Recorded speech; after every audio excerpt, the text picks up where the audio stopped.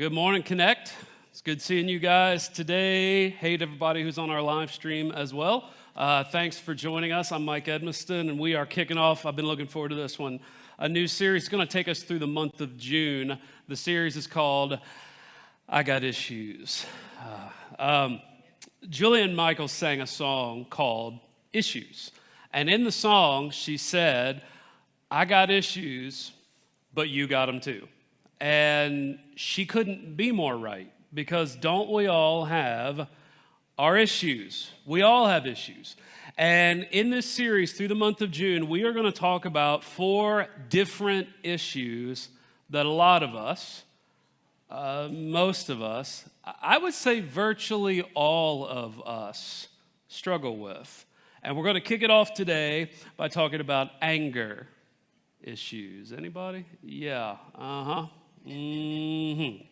I'm with you. I've struggled with anger issues my whole life. Especially, man, when I was younger, my temper ran wide open. I mean, there were times where, like with my temper, in my younger days, it was all gas and no brake. Always. As I've gotten older, I hope I've gotten wiser. I can honestly say my temper's much more controlled than it used to be. But I still struggle with anger issues. Case in point, a few years ago, Nikki and I had a piece of furniture that we wanted to get rid of. Some of y'all are laughing already because you've heard the story before. Okay, well, this is for everybody who hasn't. We had this piece of furniture. It was a desk/cabinet/bookshelf. In other words, it was really big and really heavy. And we wanted to get rid of it, but it was upstairs. Getting it down the stairs was not going to be an easy feat. And so Nikki very wisely said, we should get some help. To which I said, I got it. Well, she was right, and I was wrong. I strapped this thing to the furniture dolly, and I positioned it right there at the top of the steps, and I was just planning to roll it really slowly, one step at a time, all the way down. So I started, the first step, and it's fine, and second step, and it's okay. But it wasn't long till the laws of physics took over. The weight of this piece, combined with the steep downward angle of the stairs, combined with the force of gravity, combined with my own stupidity, it all added up to a situation where I couldn't control it, and I reached a moment where I had a choice. There was 2 things I could do. I could let go of it, or I could hold on to it and let it pull me down the steps, and so I chose to let go. I let go of it, and I watched this thing careen down our stairs like an Olympic bobsled, and I watched it crash into our front door. And this is the outside of the door. This is the inside of the door. And you want to know how I reacted to this? Anger. Lots and lots of anger. I said some words, y'all. I'm not going to get into specifics, but I said some words. And I also had a tape measure clipped to my belt. I'd used it to measure the piece of furniture and measure the door. I walked outside and threw it. I skipped that tape measure down my concrete driveway like a rock skipping across a pond, man. I was angry. Some people at church, some of the ones who are laughing right now, heard this story and thought they were comedians, so they all went out and bought me tape measures. So if you ever need a tape measure, I'm your guy. I got like a dozen of them because everybody in our church is so hilarious. But anyway, the point is, I still have anger issues. I'm not where I used to be in my younger days, but I still have anger issues, and I'm willing to bet that you do too. And so the question is, what do we do about it? If we all have anger issues to one degree or another, what do we do with those issues? What do we do with our anger? Well, the oversimplified Christian answer that I've heard throughout my life is get rid of it. Just don't be angry anymore. And the proof text that they'll use is from Paul in Ephesians 4, verse 31, where he said, get rid of all bitterness, rage, and anger, brawling and slander, along with every form of malice. And so if you do a quick glimpse of this, Get rid of all anger. Well, that seems pretty clear. Just get rid of it. Just remove it. Just don't get angry anymore. Okay, but does that sound even remotely realistic to you? Because it doesn't to me. So what is this? Is this an impossible ideal that we're never going to live up to? I mean, part of it, maybe. But what we really need to do is dig down into what Paul's actually talking about here. Look at the wording that he uses. He says, get rid of all rage and anger. Rage and anger. That's a picture of anger that's out of control. Unbridled, unchecked, uncontrolled anger. That's the type of anger that he's talking about. Anger that is just running, like I said, all gas and no brake. It's just out of control. But then look at the other words that he uses. Get rid of all bitterness, brawling, slander, malice. Notice what all those words have in common. It's all about how we treat other people. It's all about our relationships. It's relational anger that he's talking about. This anger that stirs up malice, discord, division, hatred. That's what Paul is talking about. And this word brawling here, in the Greek, a better translation of that word is probably shouting. It's not just fighting and a physical altercation. That's included, but it's more than that. It's so much about how we relate to one another. And John Darby, in the 19th century, translated the verse this way. Let all bitterness and heat of passion and wrath and clamor and injurious language be removed from you with all malice. And I think that's a pretty good window into what Paul's talking about here. It's the rashness. It's the uncontrolled anger.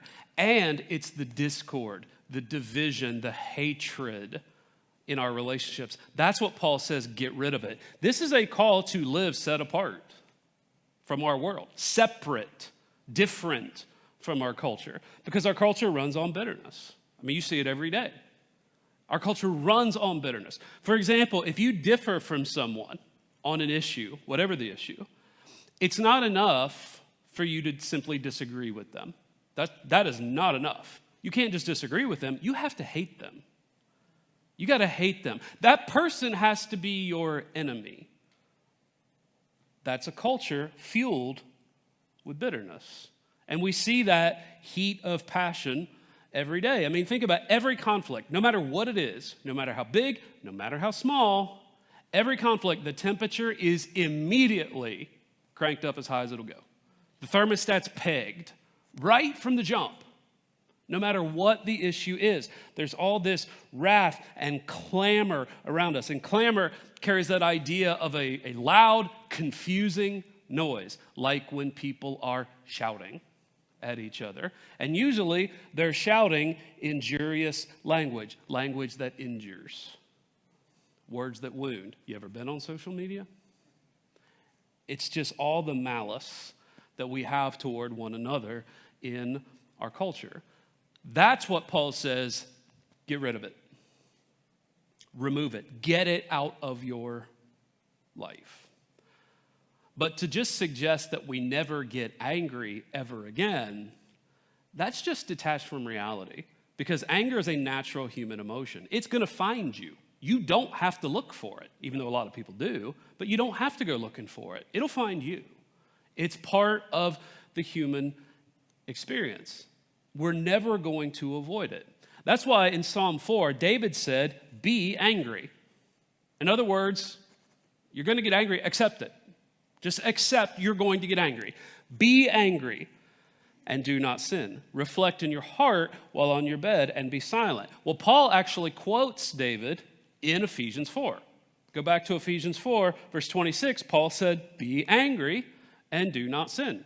Don't let the sun go down on your anger and don't give the devil an opportunity. So Paul, the same guy who said, get rid of all anger, also said, be angry.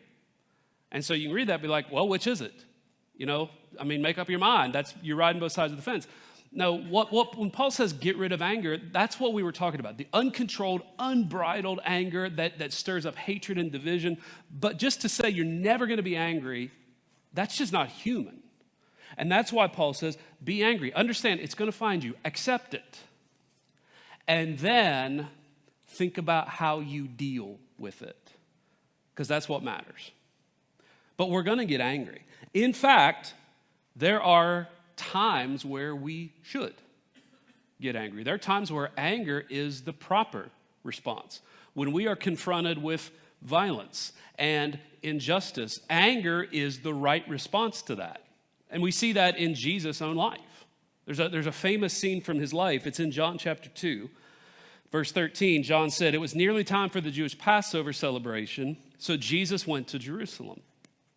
In the temple area, he saw merchants selling cattle, sheep, and doves for sacrifices. He also saw dealers at tables exchanging foreign money. Jesus made a whip from some ropes and chased them all out of the temple. He drove out the sheep and cattle, scattered the money changers' coins over the floor, and turned over their tables. Then, going over to the people who sold doves, he told them, 'Get these things out of here. Stop turning my Father's house into a marketplace.'" So, what in the world? You got Jesus making a whip, going in the temple, and then opening up a can. Just throwing animals out, flipping tables. It's nuts. It's what is going on? Well, John said it was time for the Passover. People would travel long distances to Jerusalem to celebrate the Passover. One thing the Passover required was animals to sacrifice. Well, the people who traveled a long way, it just wasn't practical to bring the animals all that way. And it just really wasn't possible. So instead, what they do is they would purchase the animals when they got there. And that's what's going on here. In the outer courts of the temple, these merchants were selling animals to the people who had traveled long distances. And it was kind of a supply and demand thing. It was kind of like, well, you have to have these animals. You really don't have a choice, so you have to have them. I'm the only one who's got them, so I can charge you whatever I want. So people were gouged. They were charged exorbitant prices for these animals because they really didn't have another option.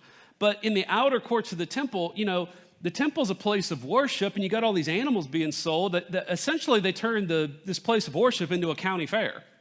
But it's even beyond that. It's more insidious than that. They were set up in the outer courts of the temple. Well, that's where the Gentiles, the non-Jews, that's where they were allowed to come and pray and worship.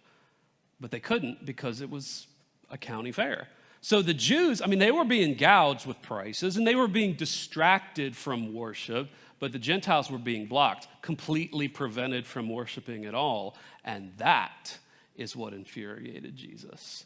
It was the injustice of people that God loved being prevented from coming to worship. That's what sent him into a rage.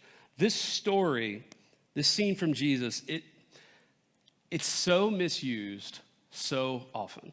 There are so many people who use this scene as a proof text for their own temper tantrums. And their reasoning sounds simple. They'll be like, "Hey, Jesus got angry. Jesus got mad, so I can throw a fit." No. Why is this so famous? Why do so many people know this story? Because it really sticks out from the rest. It's so utterly out of character for Jesus. This wasn't his default setting. Jesus did not get out of bed every day looking for something to be outraged about that day. Jesus didn't get on social media and say, "Sorry, but I got a rant," and then just go off on whatever hacked him off that day. This wasn't his default setting. This was completely different, totally out of character for him. And because it's so out of character, we need to know, all right, what was going on? He was enraged by injustice.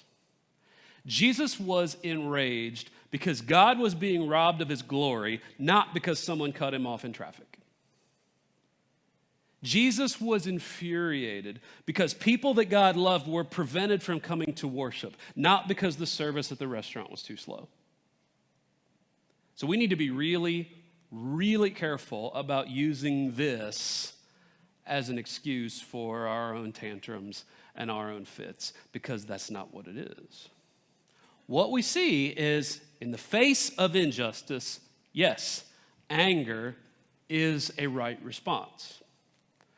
But let's be honest, most of the time we're angry, that's not what's going on. Most of the time when we get angry, it's not because an injustice happened, it's because life happened. You know, I'm angry with this person, I'm angry with this situation because it's life, because it's part of being human. It's something that's going to happen. And so if that's the vast majority of our anger, how do we navigate that? We can't avoid it. It's going to come. How do we navigate that? How do you be angry and yet do not sin? Like, how do you do that? How do you not let the sun go down on your anger? In other words, Paul said, don't let it stew. Don't let it fester. And don't give the devil an opportunity. Other translations say don't give the devil a foothold. Literally in the Greek, Paul said don't give the devil a place.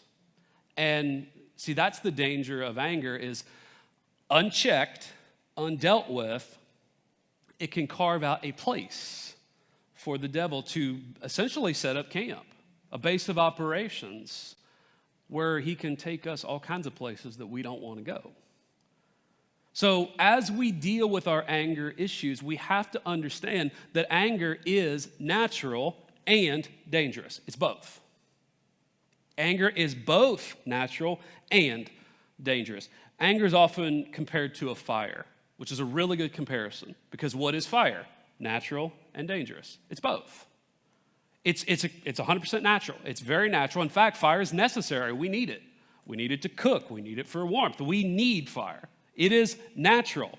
Out of control, it's really dangerous. Out of control, fire harms and destroys and kills. It's natural and it's dangerous, and so is anger. So just the suggestion that you just shouldn't ever be angry anymore is completely unrealistic. It is totally detached from reality. It's going to happen. But when it happens, we have to understand this is a dangerous place where I am. Anger itself, hear me, anger itself is not sinful, but it opens the door wide open for sin to happen. It can take us all kinds of places that we don't want to go, places that we will intensely regret later on. And so how do we navigate this if we can't avoid it and yet it's so dangerous? How do we navigate this? Well, look at what James said in his letter in the New Testament, James 1. He said, "My dear brothers and sisters, take note of this. Everyone should be quick to listen, slow to speak, and slow to become angry, because human anger does not produce the righteousness that God desires." This is the key. Look at what James said, and look at what he didn't say. He didn't say, would you just calm down already? Just calm down. Because has that ever worked? And I mean ever in the history of humanity. When someone's angry and you tell, would you just calm down? Does that person ever calm down? Ever. Does it ever work? No, it never works. But that's not what James said. He didn't say calm down. He said slow down. And that's the key to dealing with anger in a healthy, godly way. It's not calm down, it's slow down. See, if I'm angry and someone tells me to calm down, what they're basically telling me is, you have no right to be angry about this. You have no right or reason to be angry about this, so just stop being angry. Stop feeling the way you're feeling. Well, how's that going to work? That's why calm down never works. But slow down does. Calm down is all about you just shouldn't be angry. Slow down says, okay, I am angry. What am I going to do with it? How am I going to deal with it? And see, that's the key. When I'm angry, it's realizing, okay, I'm angry, and there may be nothing I can do about that. I am angry, period. Full stop, the end. I'm angry. But now what am I going to do with it? And that is when we slow down. That's when we say, you know what?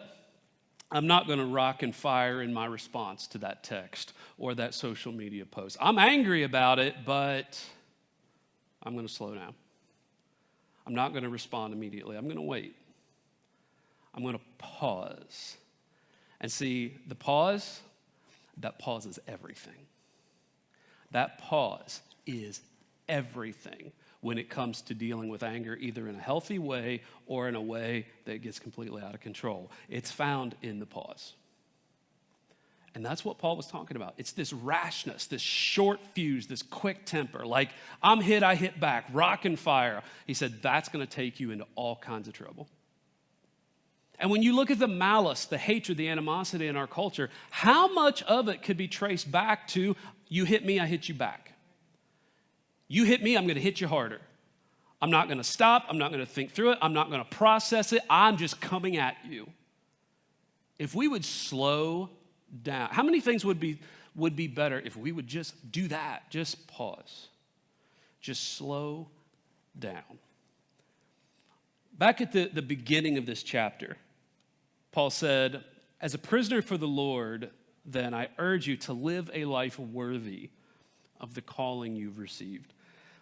If you are a Jesus follower, all this stuff we're talking about today, this out of control rage, this lightning quick temper, this animosity and hatred toward people who may be different or disagree with you, that stuff is not worthy to be part of your life.